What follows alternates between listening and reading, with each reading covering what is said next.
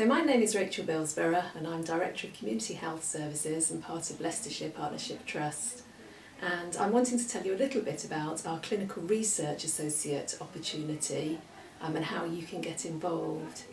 So being a Clinical Research Associate allows you to undertake a research project that's relevant to your area of practice and at the same time to stay involved in delivering clinical care on the wards. We know that most clinicians want to ensure that their practice is grounded in the best available evidence, and this is your way to ensure that that's the case within your services. So we're going to hear a little bit from Paula and from Tracy, who were our pioneer clinical research associates last year, about their experience. And if it's something that you're interested in, I would wholeheartedly encourage you to get involved.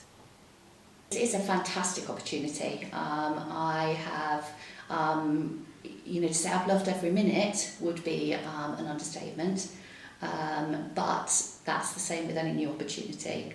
Would I recommend it? Absolutely, 100%. It's one of the best things I've done, probably in the last 20 years of my career. Really have learned so much individually. I've really pushed myself academically, realised I can do it. I'm not too old to do it, and you can learn. And I think the team around me have actually benefited as well from some of the things that we've actually put into place, and I feel that people have come along on the journey with me, and we've shared some of those experiences. So absolutely, 100% recommend it. It's going to be a challenge. Don't come into this with your eyes shut, because it is a lot of work. You will be doing work outside of your normal hours because there's such an awful lot to learn. 2 years in a position like this, you've got to make the very best of the opportunity. So whether it's reading particular articles that come out, just to be able to keep on top of what's happening. So self-directed study, you need to be organised, you need to know what it is you've got to be able to do to get to that next milestone, planning, balancing.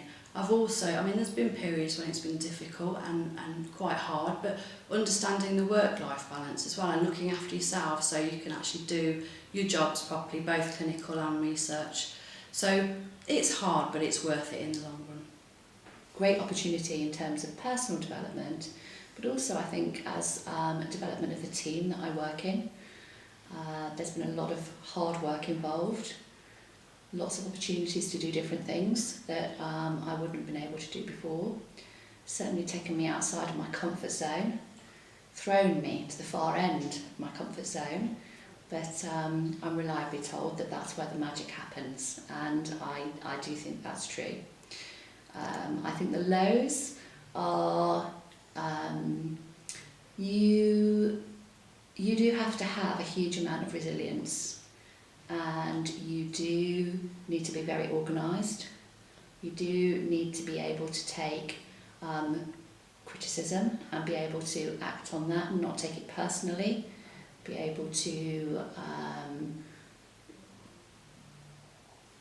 develop and change your approach to things, look at things differently,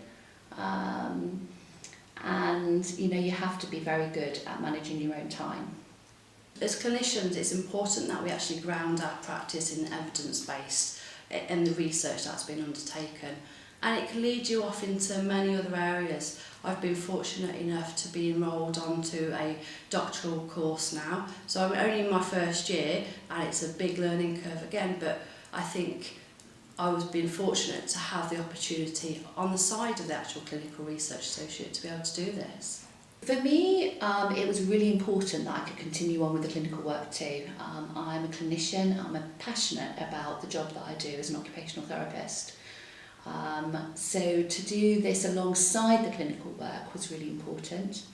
It also meant that I could focus my research area over something that was really important to the patient group that I'm working with. So hopefully we'll have an impact, a direct impact for patients and carers. I think the challenges of that are really with managing the demands of a busy service and the demands that are placed upon you as a clinician, whilst also ensuring that you make the time for the research project to actually give it it's the full time that it needs, really. My research study is actually working within the community hospitals of Leicester Partnership Trust. So it's concentrating on 3 particular wards, 3 general wards, and looking at the older adults' nighttime needs. There was an increase in patients being readmitted to hospital a couple of years ago, which kind of prompted my enthusiasm to look at why were people being readmitted. And there's certain aspects of the nighttime needs that we needed to identify.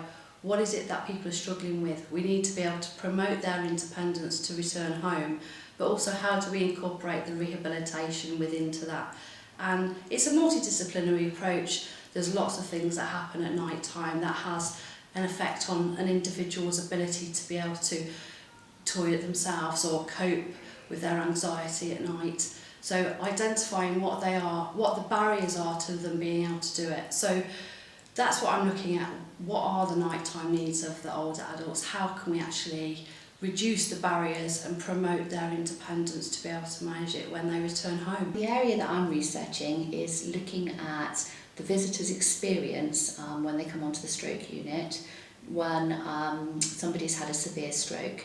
And by severe stroke, I actually mean people that have significant cognitive and or language problems after the stroke.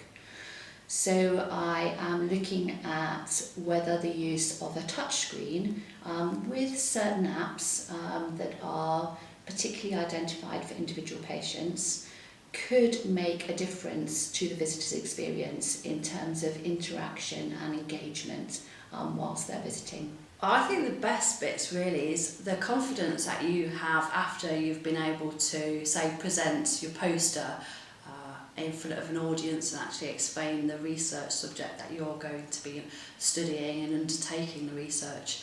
To be able to answer the questions from other researchers, it is quite intimidating, or at least you feel that way initially, but when you have worked so hard on that particular topic and studied it, you actually realise then that you do understand more. I mean, there's always more to be learned, and in no way am I an expert, but just to be able to stand and have a conversation with somebody about the research study that you're doing, it just gives you more confidence, and then that feeds into the next time you've got a big challenge.